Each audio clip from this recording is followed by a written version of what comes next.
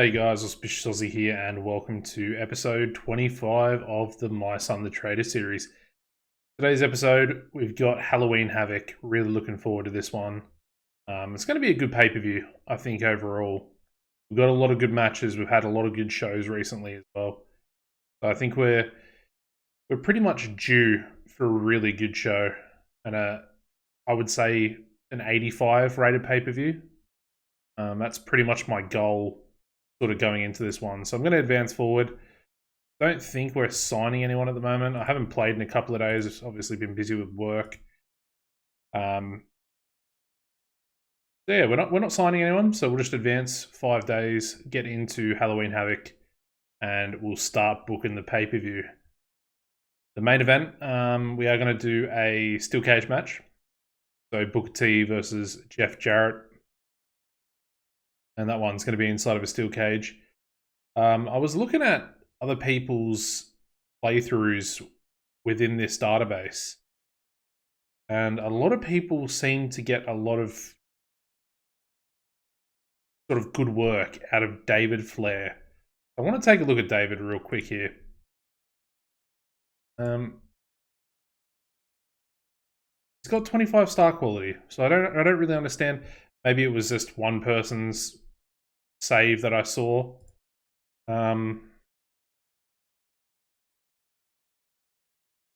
I don't know. He doesn't really look like he has what it takes, essentially.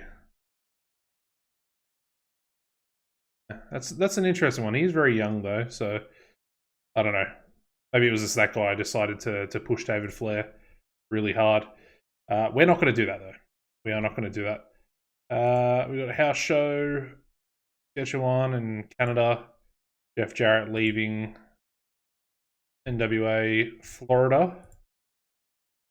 And here we go. Let's get into the show. Of course, we've got all those contracts expiring as well. Halloween Havoc 2021. 2001, not 21. That would be... Oh, did I just save that? I'm going too quick for my own good at this point. I am an idiot. I went save instead of add. So it's only going to be on DirecTV. Is there a way to fix that? I don't think there's a way to fix that. Frustrating. Anyway, we're going to deal with it. I don't really care. It's on DirecTV, which is the most important one anyway. So Much Indrak organising a poker tournament there as well. We're going to do a cheeky rib onto, where is he? Jablonski. No effect this time. But we're expecting over 25,000 fans for this show. We're going to run it in the southeast. And essentially, we're going to literally just go through here and see what the biggest venue we can run in for our pay-per-view here. And we'll try and sort of milk as much money as we can. Possibly the Thompson Bowling. 20,000 capacity. I'd love to get, as if there's no 25,000 seater. Again, I could always go generic, but I want to try and keep it true to like a real life series save type deal. I mean, we could try and run the Georgia Dome, the Louisiana Superdome. I mean, we're paying about an extra 100,000 to run in there, with a lot of empty seats as well. Or we just go for that 20,000 capacity. I think we're pretty much going to have to go for the 20,000 capacity. I don't like that because we're losing out on a lot of fans. What about Mid-Atlantic? They've got the Charlotte Coliseum.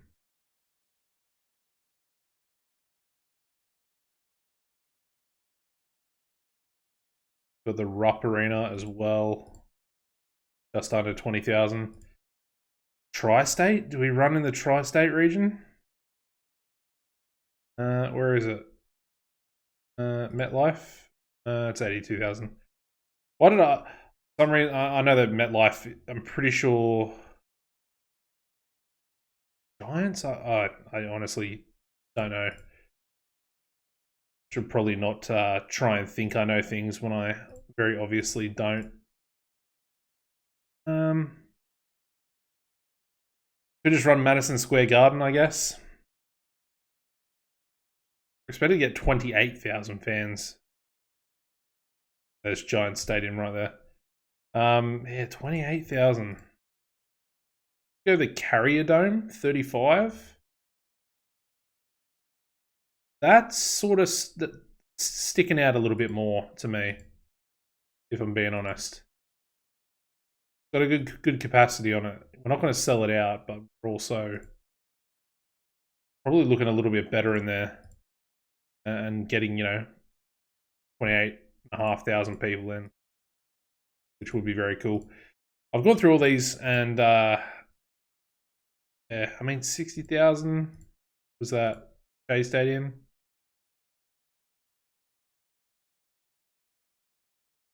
Yeah, no, let's do it. Carrier Dome, 35,600 capacity in Syracuse, New York. Let's do it. I'm gonna run there. Carrier Dome. It's a decent sized pay per view. Let's run in a proper dome. All right, main event first. Steel cage match.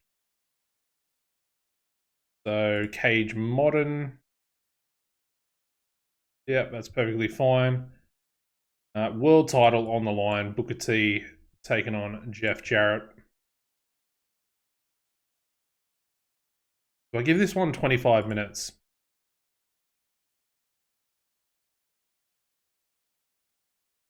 I'm thinking I do. Harley Race. I did take a little look at Harley Race because I had a few comments in relation to him potentially retiring. And I did look at the note and it did say he's retiring in a month. But then we offered a exclusive written contract. I don't really know what's going to happen. Potentially in the second week of November, he may retire. But it is what it is. Anyway, Booker T is going to win. It's going to be open. It's going to be called. It's going to be slow built. And it's going to be decisive. And I would like a pinfall finish as well on that one. That's perfect. I don't actually know who our best referee is, but and it probably doesn't matter too much. We'll go Booker and Jeff. I think I might just have Booker talk, to be honest. Might even have Jeff off screen, to be fair. So we can literally pull the best rating possible before the main event. I can always give Jarrett another angle a little bit earlier. But our pre-main event, or the semi-main event, could potentially overshadow our main event. And that's going to be our United States title match. We're going to run the Fatal 4-Way #1 contenders match a little bit earlier in the show to sort of like split it, have like a halfway sort of main event being that Fatal 4-Way. And then we'll have United States title leading into the world title. Very, very good way to end the show.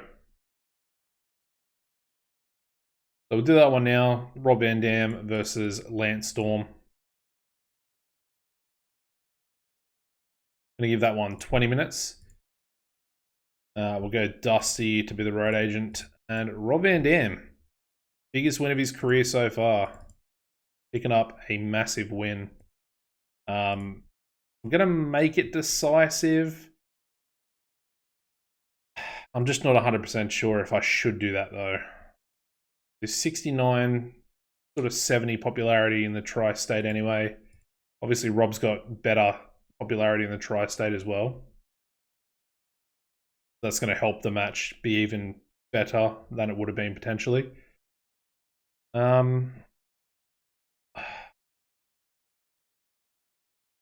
I keep Lance strong. Don't think I really need to.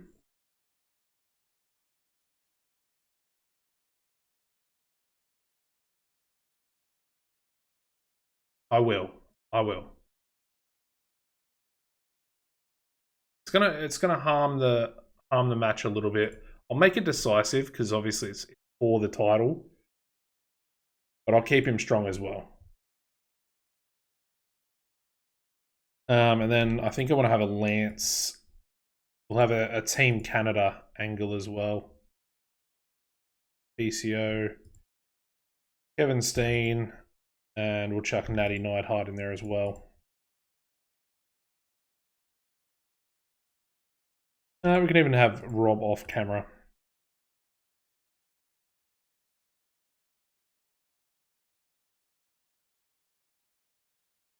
Cool. It was Dusty. Okay, perfect. See, I was going to originally do the steel cage match for Dustin Rhodes and Shane McMahon, but I'm going to do something a little bit different with that. So we'll run it with Booker T and Jeff Jarrett instead. All right, before that, we'll go the tag title match. Current World Tag Team Champions Lowdown, taking on Jindrak and Stasiak. Give that one 12 minutes.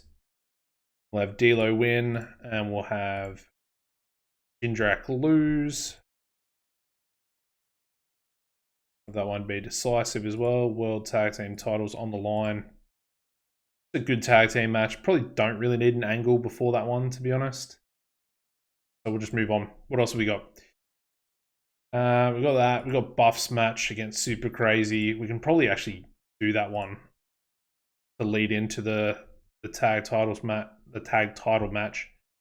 So let's do that. Let's go. Where is he? B for Buff and Super Crazy. This one's sort of a month overdue. Give that one 12 minutes. This one could potentially steal the show. Super Crazy is really, really good. Although his gimmick is quite bad. And obviously Buff has that penalty as well. So need to keep those things in mind. But yeah, obviously Buff's going to go over. I might make this... I mean, I probably could just make it the Steal the Show match. I won't, though, actually. I won't do that. Can I make it Wild Brawl? I probably could. Let's do Wild Brawl instead. Solves one problem. We'll give Buff an angle. So Buff onto Super Crazy. We'll have Super Crazy be in the angle. So that way, hopefully, he gains a little bit of... just a little bit of popularity as a result of it. Alright, so I think before this match, I think I want to do that Fatal 4-Way. So we'll get that in there. It's going to be Diamond Dallas Page taking on Canyon, taking on Sean O'Hare, taking on, where is Bert Hennig? Perfect. Going to be a good match. We'll give this one 20 as well. There's a lot of, I know O'Hare's still a mid-carder. There's a lot of other really good talent in this one. Who wins though? That's the question. Who do we make the #1 contender? I mean, theoretically, it should probably either be Hennig or Canyon, because they're the two heels in the match. Part of me, wants to give DDP maybe one last title shot. We're only 2 months away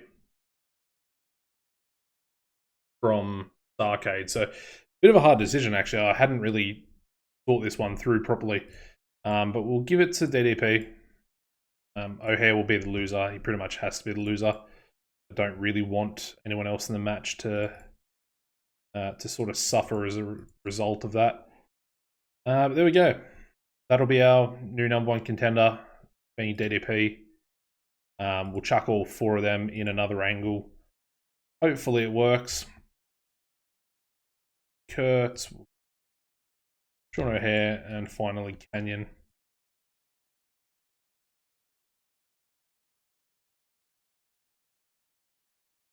This storyline sort of going forward, it's going to be good for O'Hare. And it hopefully will be maybe the snapshot that sort of elevates him maybe into the United States title storyline potentially. You know, he's still a face, so it's going to be a little bit weird in that sort of regard. But anyway, we'll move on. What else we got? We got Little Guido. I want to do a no DQ match for this one. Maybe table match. We'll do a tables match. I don't think we've actually done a tables match in the series so far. So Johnny the Bull taking on, where is he? Little Guido. Fine. I'll give that one just 10 minutes. Obviously, Johnny once again getting the win. And we're going to do something in this match as well. So let me script that. We'll go decisive with it as well.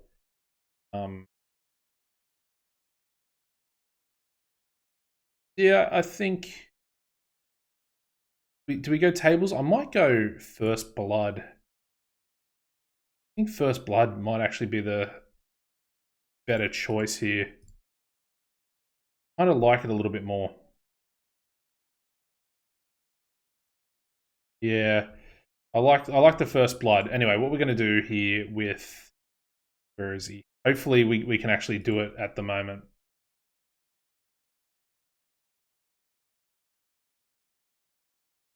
Okay. There are no recent turns, so we can turn him. Lovely. So we're because he's pretty much over enough now, we're going to start the Johnny the Bull heel turn, which will obviously culminate at Starrcade. So we've got 2 months essentially to get him over, and then we will turn him at Starrcade. And that should be a pretty cool, I guess, storyline that we're going to sort of build up over the next 2 months. All right, so that's good. I'll give Johnny... I'll give him a promo as well. I might cut it potentially, depending on how we're going for time. We'll just have to wait and see. Obviously, we can't use as many angles as we usually do on a Nitro. What else we need? We need a high spots match, so we're going to chuck the cruiserweights on there as well. It's going to be Billy Kidman taking on the World Cruiserweight Champion, Shane Helms. We'll give that one 10 minutes as well. Doesn't need to be too crazy. Shane will get another win. Another big win. I think we can we call this one? We might be able to call this one. Anyway, high spots for that one. Just like that. Cruiserweight title on the line. Harley Race Road Agent. Yep, so apparently Billy can't. So we will script it. So that's perfect there. Next match, we'll do this one leading into it. So it's going to be... Where are we? Shane McMahon. Maybe I should have done the First Blood match for Shane, and that might actually work a lot better. Let's do that. Let's do the First Blood match for Shane and Dustin. I think that'll be a lot cooler for the pay-per-view. So they're gonna get... I might just give them 16, to be honest, or even 15 potentially. So Dustin's gonna get the win. Open, called, slow built, mid-tainted,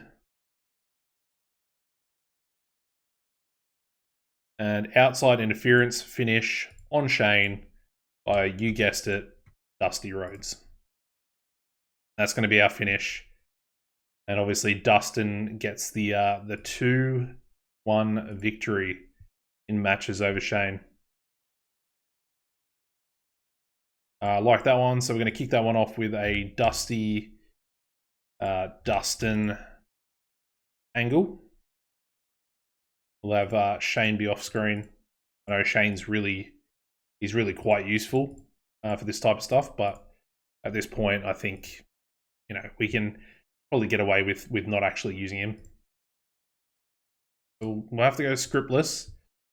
Don't exactly love that. We also need a storytelling match, which can actually be the World Tag Team title match. Nice and easy for storytelling. Harley Race and Nick Patrick. Good Dusty and Charles on. Still too much. Yep. Now Dusty's got too much to do. So we'll go for Arn for that one. This match, we'll go Charles Robinson as well. And Nick still has too much refereeing to do. Already Charles. But we'll go with this one. Hopefully Charles doesn't get a penalty. Cool. The show's it's actually looking really good. We are missing a storyline though. Which one is it? Vader. Yeah. So let's get that handicap match. The 2-on-1. So Vader going to be taking on AJ Styles and Samoa Joe. We'll have this one. Yeah, we'll give it 10. It is a pay-per-view. And then we're going to give AJ Styles the win in a massive... you say it's a massive upset, but a 2-on-1 handicap match. It is Vader, don't get me wrong, but it's still a 2-on-1 handicap match. So we'll make it open, we'll make it scripted, we'll make it decisive, but we'll keep Vader strong. Hopefully he'll accept it. Maybe he won't. Yeah, so he's furious at it. If we protect him, will he be happy? Negative. Still extremely unhappy. This is actually going to put a little bit of a spanner in the works. If I get rid of that and I get him to dominate, is that going to make him happier? Nope, still not. I'll protect him as well. We'll do literally everything.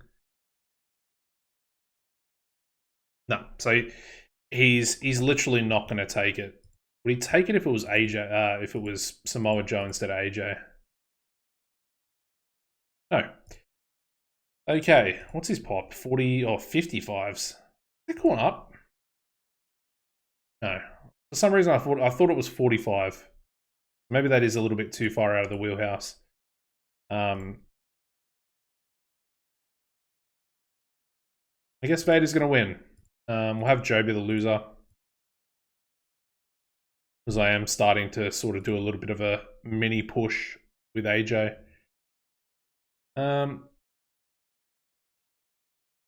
Yeah, that's fine, I guess. It honestly doesn't really matter too much. We'll do a cheeky little menace angle as well. I might even lower that.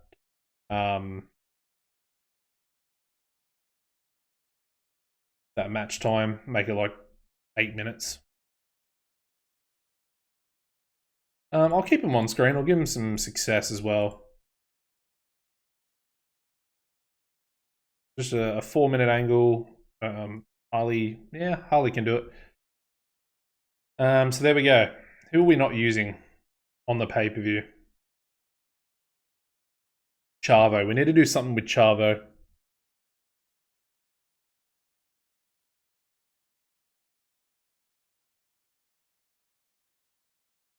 Could literally just throw Chavo in a match.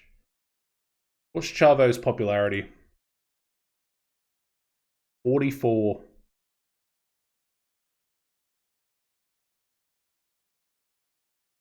Because what I'm thinking is we do Hugh Morris versus Chavo. Just have that, just run that as a match.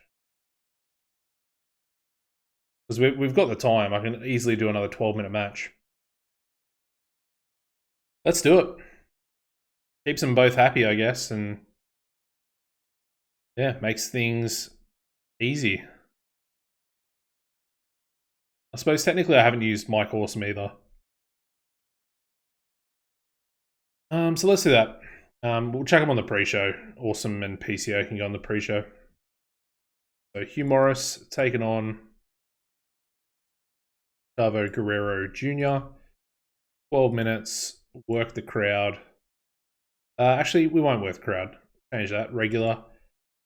Chavo's going to win. Make it open. Called. Slow built. Decisive. We'll get tainted.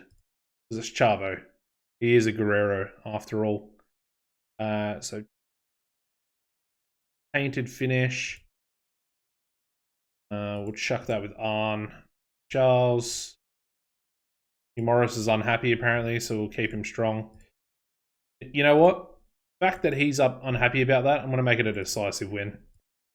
That's frustrated me.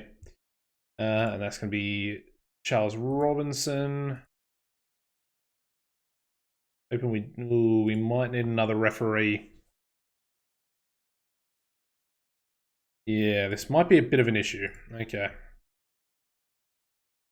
I don't think there is going to be... Oh, we've got Snitsky in there. Any good? He's not bad. He's not bad. He's not terrible. Interesting. Do we have any referees? Any referees? Oh, we do. Pee Wee Moore, how good are you? You're pretty bad, but we're gonna get you anyway. Otherwise, we're gonna be in a bit of a problem. So I'll get him to do this match, I think. Pee Wee. And then I want to have Charles do that one potentially. Yeah, that works. Perfect. All right.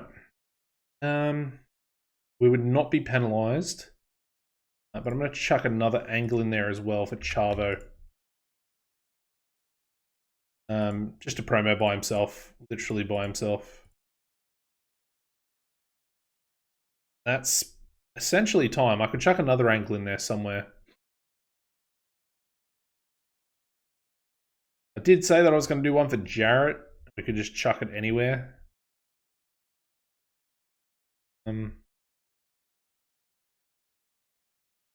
Yeah, let's do that. Do a Jeff Jarrett angle. The Booker off screen. Whoop.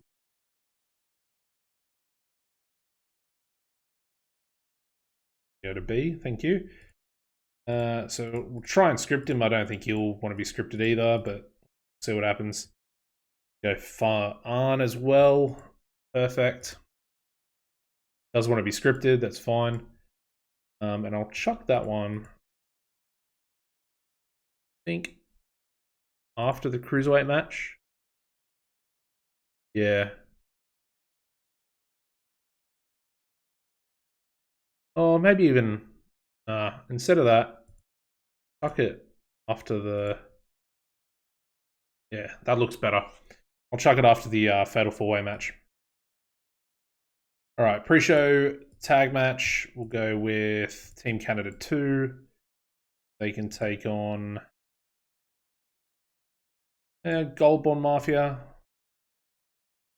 Everybody on the show. Awesome to win.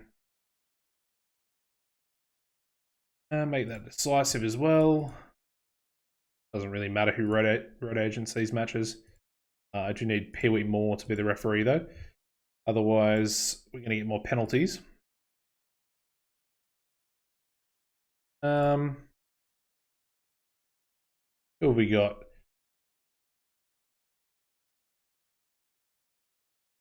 I mean, seeing as it is on the pre-show, let's go Dusty Rhodes and Jerry Lawler in a match together. Tag team. I just think that's funny. They can take on, yeah, American Dragon and Brian Kendrick. Why not?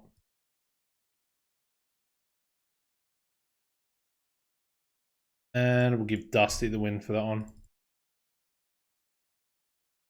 Cool. I have Arn, Road Agent. Take Jerry off there. We'll give Scott Hudson his last ever call of a match on the pre-show, albeit. Okay, apparently Dusty doesn't have the stamina for a 12-minute match. He's got the stamina for a 10-minute match, though. There is Halloween Havoc. I think it looks really good. I'm a little bit concerned about the 25 minutes for the main event. Normally, I'd only probably go for 20, but I'm gonna test it out. Again, our product probably favors shorter match lengths. I think anything over like 6 minutes is, can be considered a world-class match. Anyway, I'm gonna go. It's a bit of a gamble. I sort of want to know if we can do the 25-minute matches, purely for the fact that I'd rather test it now than test it at Starrcade and then have it be an actual problem. So we'll do this, run the show. All right, so we start off with a 55 rated pre-show tag match. Team Canada 2 defeating Gold Bond Mafia in 12:23 when Mike Awesome pinned Colt Cabana with an Awesome Bomb. And yeah, once again, still haven't turned. Tori, maybe should have just turned to here, to be honest.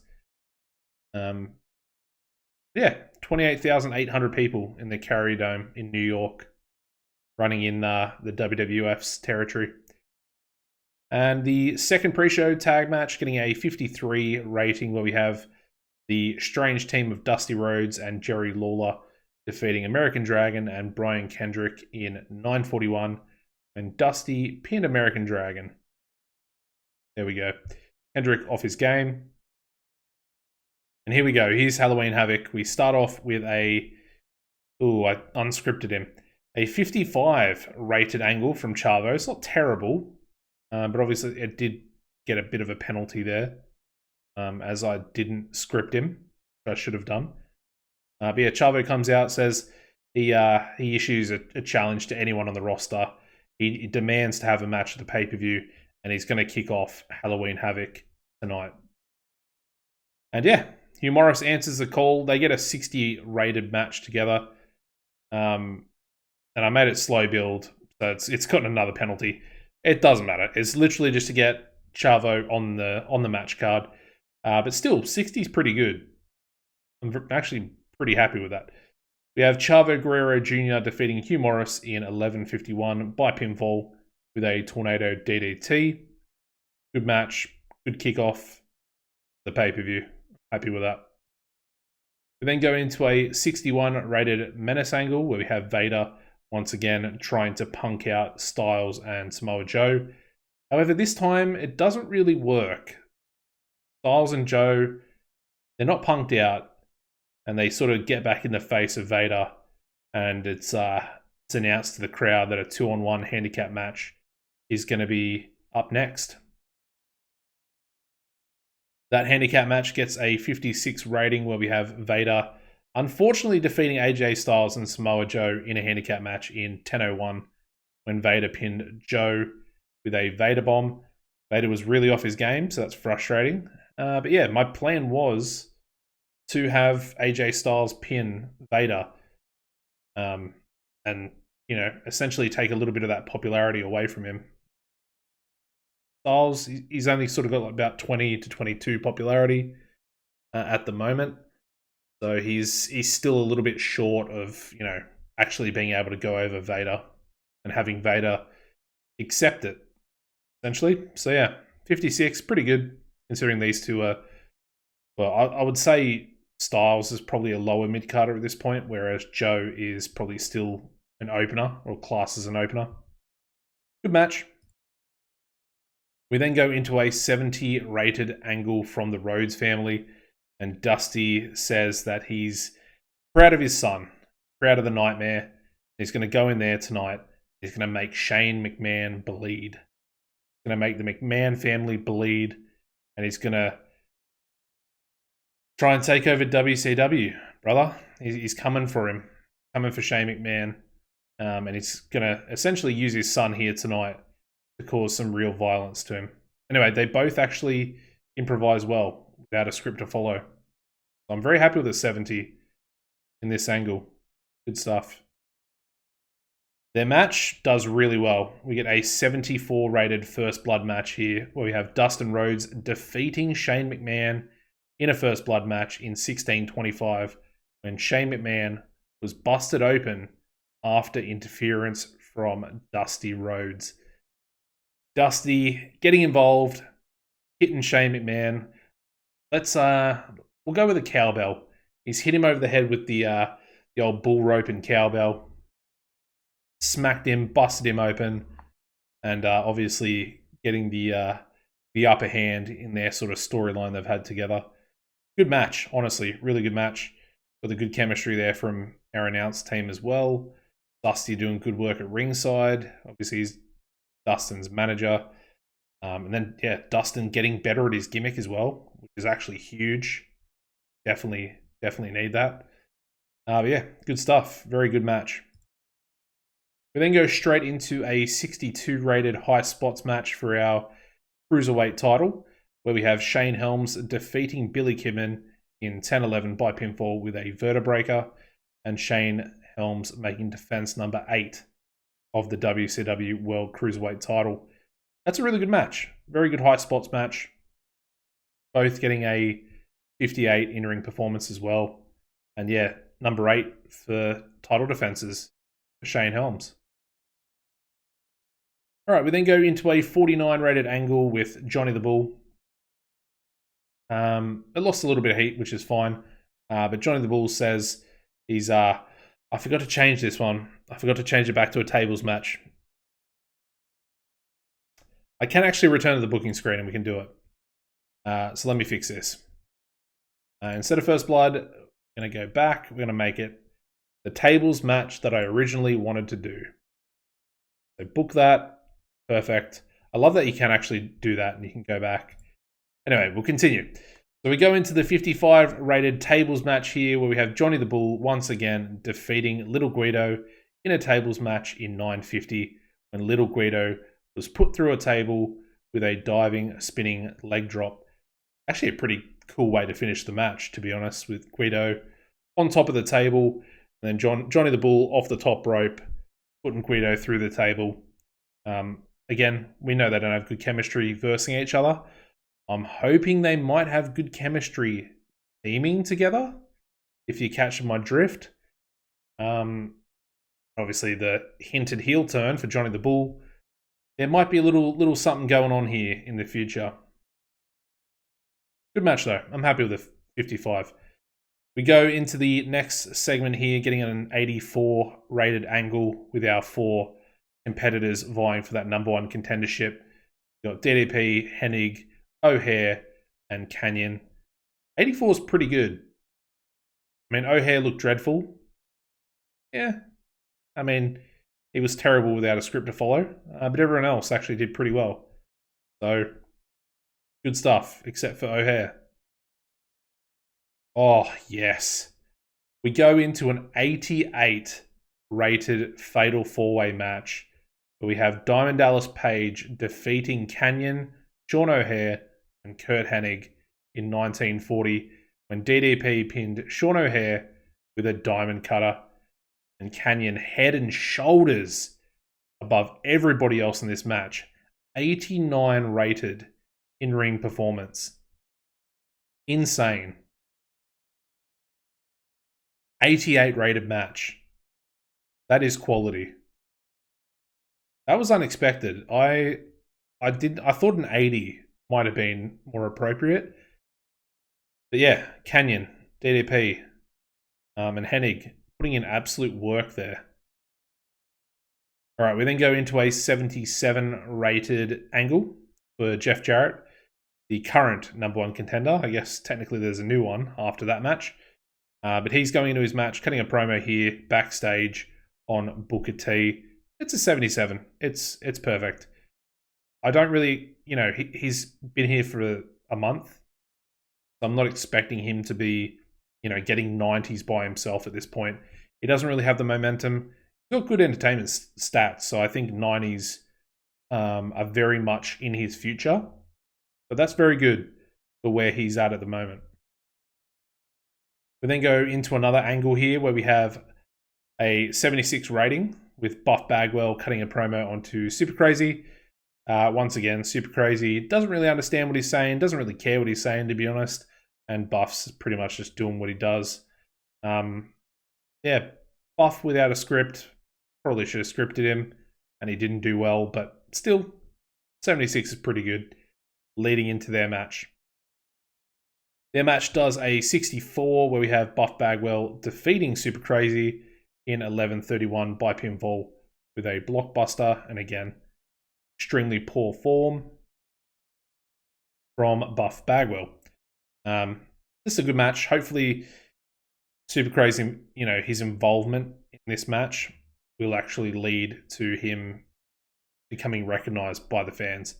That's pretty much the whole point of me doing this and getting him onto the pay-per-view and being in that angle. So, yeah, hopefully it works. Obviously, being in the tri-state, he's actually got a little bit extra popularity as well. So, hopefully it helped. Anyway, we move on. We go into the World Tag Team title match. We get a 58 rating for this one here. We have Lowdown defeating Jindrak and Stasiak in 12:20, and D'Lo Brown pinned Mark Jindrak with a frog splash. We got Lowdown making defense number 1 of their World Tag Team titles. Good match. I'm actually happy with that. I thought it might have been a little bit lower. I guess you've got D'Lo, you've got Stasiak. They're both sort of over enough to maybe carry the match themselves, as you can see, pretty much reflected in their in-ring. D'Lo with a 57, Stasiak with a 49. You got Chaz with a 38 and Jindrak with a 34. So they're that level above in that mid card, whereas Chaz and Jindrak are sort of still on the brink of being in the mid card, but they're still lower mid carders. Anyway, 58, happy with that. We move on. We go into a 72 rated backstage angle with Lance Storm cutting a promo onto Rob Van Dam, and obviously the rest of Team Canada is around him. They're in the locker room together. Lance is talking to the camera. Awesome, PCO, Kevin Steen, and Natty. They're all sort of hovering around him with Lance being the focal point. He's got the Canadian flag wrapped around his neck, and he says he's ready to go out there, make Canada proud, and make America, or make the US look like a joke. 72 rated. Good stuff. He's not the best, Lance Storm, when it comes to his entertainment, but he's done well. Their match, the United States title match, gets an 81. Actually, it's pretty good. It's not as maybe good as I thought it would have been, potentially. And I think that's sort of reflective even in their in-ring performances. But we do indeed have Rob Van Dam defeating Lance Storm in 20 minutes, 26 seconds by pinfall with a frog splash. We have RVD making defense number 6 of the WCW United States title. Obviously, I think we did keep Lance strong in the end, which is essentially going to give us a penalty, which is probably why the rating's not as good as it should have been. So we go down here. We've got inconsistency there for RVD. Crowd was starting to get burned out. That's unfortunate. We should have brought them back down before bringing them, back up with a match of this quality. Apparently the storyline had low heat. That's frustrating as well. Probably as a result of that, previous angle. And then, storyline's low heat and then the lack of heat. So we've essentially been penalized twice for that. That's frustrating. And then again, very low experience for our announce team. But 81's still really good. It's a good US title match. Lance had an 87 in-ring. RVD, 85. Probably should have been a 90 rated match had we not had those penalties and the storyline was hot. It is what it is. Maybe I shouldn't have done an angle prior to the match, or at least given it to RVD, who might have got it, in the 80s 85 potentially. We move on.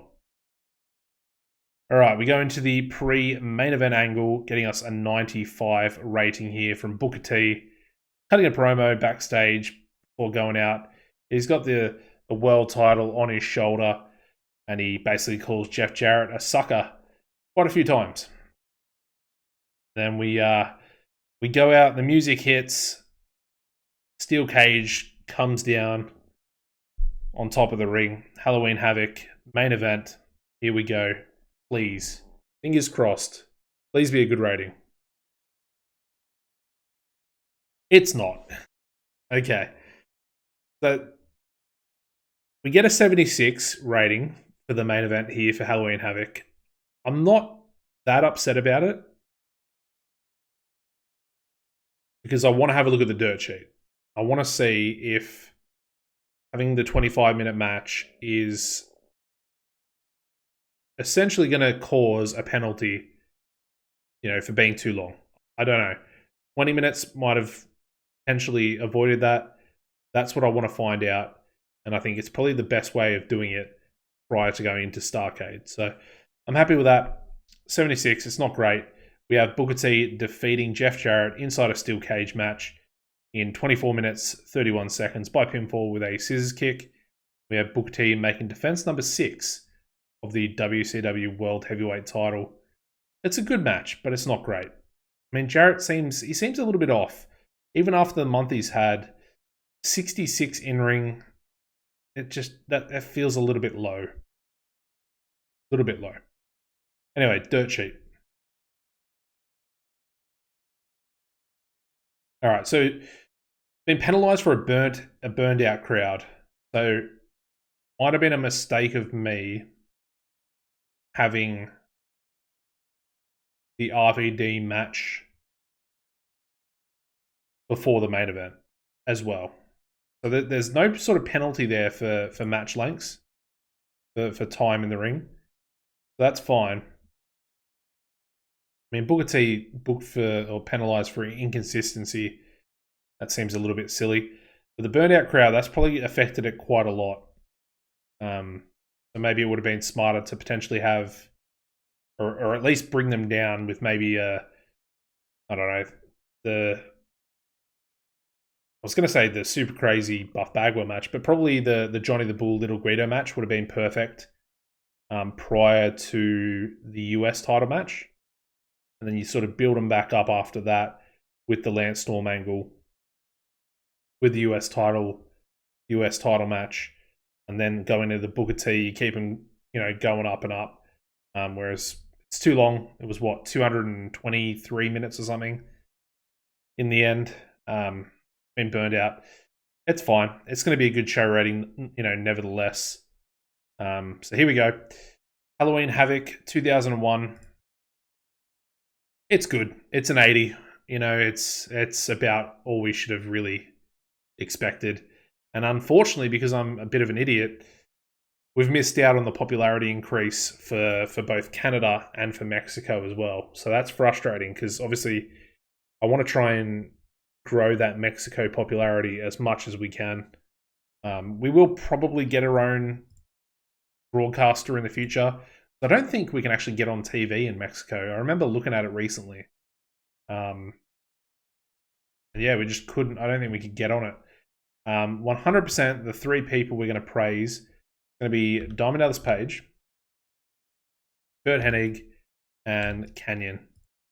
What an absolute beastly match. 88 rated. 88 rated Fatal 4-Way match. Incredible stuff. But there we go. That's Halloween Havoc. I'm actually happy with the 80. I know I said I wanted to get an 85. The fact that we've done what we've done there, I've experimented a little bit. I've probably messed up a little bit as well with the crowd burnout. I might even turn that off potentially, because realistically, I don't think a crowd is going to be burnt out from, a semi-main event of RVD versus Lance Storm, then going into a steel cage match with Booker T and Jeff Jarrett. I think that they're going to be just as hot for that main event. Yeah, I don't know. It's a weird one. I don't usually like to do things. I know some of you guys in the comments have asked me maybe to edit someone like Test's injury to make it shorter or make it be operable for surgery or whatever. And obviously there was the whole Sting thing as well. You know, he's retired. Maybe just, you know, use the editor. I don't like to do that, you know, stuff like that. So I'm thinking, I don't know. I might just turn it off. Anyway, look at what we've got here. So Jerry Lynn's left. I'm actually very tempted to sign him to a ongoing pay-per appearance contract. He's a lightweight, so he would literally fit in to our cruiserweight division perfectly. It doesn't actually say if he's better as a face or a heel, so I literally might just make him a heel. And he's honestly probably not far off being recognised with our crowd as well. He's 38, so like I said, wouldn't even go, you know, a written contract with it. But definitely an option. We'll think about that next episode. Scott Hall has left New Japan for WWF. And there we go. Eddie Guerrero joins WCW. Oh, just look at his stats. Look at them. They're insane. Insane. Amazing babyface, amazing heel as well. Perfect. 73 popularity as well. I can't wait. I can't wait to use him. We got Test as well. Like I said, you know, Test's coming in. He's injured. I think he's got a broken freaking neck. So that's what I was talking about before. Kiwi gone. Dave Taylor gone. And there was someone else, wasn't there? Or was it just those two? Oh no, Scott Hudson as well. The Good Father or the Godfather? Bit of a weird one. But he's left WWF as well. He could be a good one to bring in to essentially use that 45 popularity he's got. Again, would only be on a, you know, pay per appearance ongoing deal, essentially. I'll think about it. I don't really want to, like I said, I don't want to bring too many people in. We're going to pick and choose who we bring in. We got a pay-per-view buy rate of 4.14, just over 2 million buyers there. Dusty Rhodes thinking Sean Stasiak doesn't connect with the fans. We should probably write the kid off. I don't know about that. I think that's a bit of a stretch there by Dusty. Yeah, a bit of a stretch. And Harley Race thinks AJ Styles is a star in the making. He can make us some serious money. I agree with that 100%, which is the reason why I wanted him to go over Vader. Anyway, let's have a look. What's the popularity look like? I mean, he's gone from reds into the, you know, yellows. So it's looking good. We're looking good on that part. Cool. Let's take a look at finances as well. Well, yeah, we would have made probably a lot less. Missed out on some pay-per-view revenue. You look at that, we've only lost out on about 150,000, if that. So, yeah, that's kind of nothing. Alrighty. Let's look at some other, you know, popularity before we end the episode here. Booker's still at 85s. I don't think he's pretty much locked there, I think, at this point. Which is perfectly fine. Who knows? Maybe if we start, you know, getting 90 plus rated matches, he might elevate himself. But 85's perfectly fine across the board. Chavo with that big win has gone up quite a little bit. Gone up 4 or 5 points. pretty much in every region up to a 49. So honestly, I think Chavo might be ready. He might be ready to dethrone RVD. Either, yeah, I don't know. Do we do it at Starcade? I think we do it at Starcade, so I might try and find something for Chavo to do for one more month. Then yeah, have the big match, maybe even a ladder match. Chavo versus Rob Van Dam, Starcade ladder match for the US title. Could be a really good match. DDP, has he gone back up at all? Sorry, I had to clear my throat there. He's gone up a little bit. It's gone up, what, 2 or 3 points pretty much. That's good. Good leading into the pay-per-view where he'll face Booker T. Dustin Rhodes has gone up quite a bit. What's that? Five or 6 points in every region. Pretty much up to 65s, a couple of 66s there as well. That's really good. Hoping that hasn't affected Shane at all. But going down the list, who else have we got? Jarrett. How's Jarrett doing? His first month in the company, he's gained 3 points of popularity. So I can't complain about that. I feel like he should have put on a better match. Yeah, he's really good, Jeff Jarrett. Really good. Yeah, I don't know. That's a weird one. That's a weird one to me. Anyway, Johnny the Bull, popularity. How do we go? Not great. Not great this month, actually. 37. He's gone up 1 point. 2 points in, a couple of those regions. We'll keep pushing him. His push will continue. Canyon, how did Canyon do? Gone up about 3 or 4. Yeah, that's good. Like that. Canyon's obviously going to still be heavily involved going forward. Lance obviously took a loss. I don't think his popularity really dropped at all. Yeah, literally didn't lose a point month to month. And I'm hoping that maybe RVD did actually gain a little bit as a result of that. It's going down. Who else have we got? We've got RVD.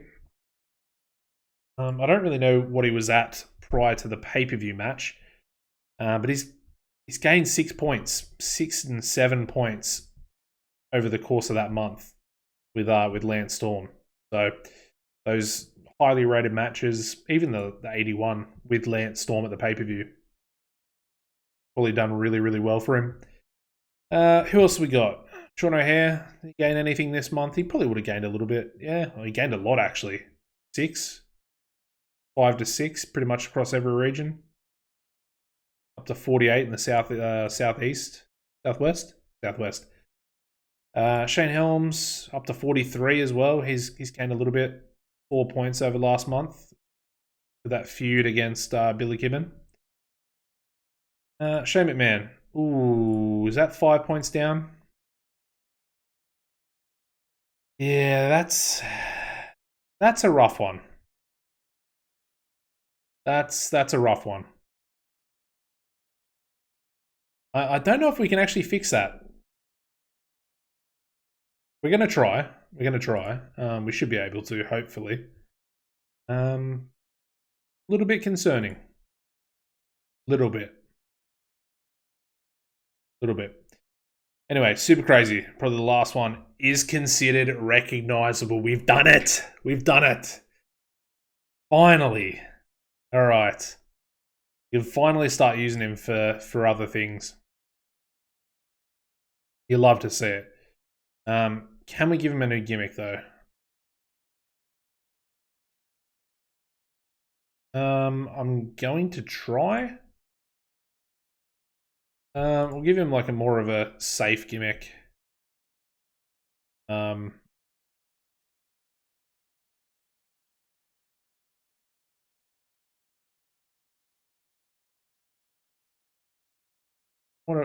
me go back for a second. Comedy, offbeat, unstable particularly well. Let's give him like an offbeat, unstable type gimmick. See if we can actually find anything.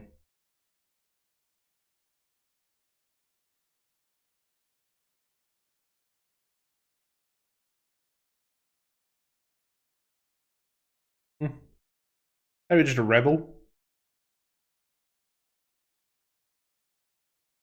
Yeah, let's go rebel.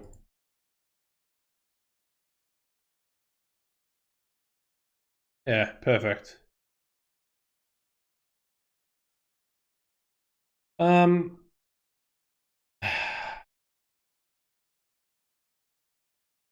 go up here. We'll go sort of creative but generic at the same time.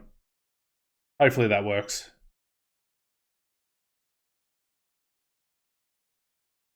I like it. And again, that's hopefully going to lead us into Starcade as well for the eventual split up, which will essentially occur next month, if that makes sense. All right, that's pretty much it. Size, we've actually gone up in size as well. We're up to 76 across all those other regions. So it's essentially catching up to the 78 in the Mid-Atlantic and the Southeast as well. So that's really good. And we're actually only 1 point away from going up to big size, which will allow us to potentially get some better broadcasting TV deals and stuff like that.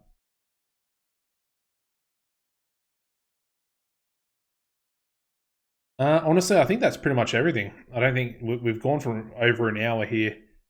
And that, I think, is literally everything that we can do. Obviously, Eddie Guerrero making his debut probably in the main event of next episode. Really looking forward to that one. But that was Halloween Havoc. Hope you guys enjoyed it. If you did, drop a like. Thank you for all the support recently as well. I can tell you guys are really enjoying these videos. And I'm enjoying making them as well. So it's perfect. Works for you, works for me. But just make sure you smash a like, show that support, just so I know. Helps the video out as well. And yeah, apart from that, as always, take it easy and goodbye.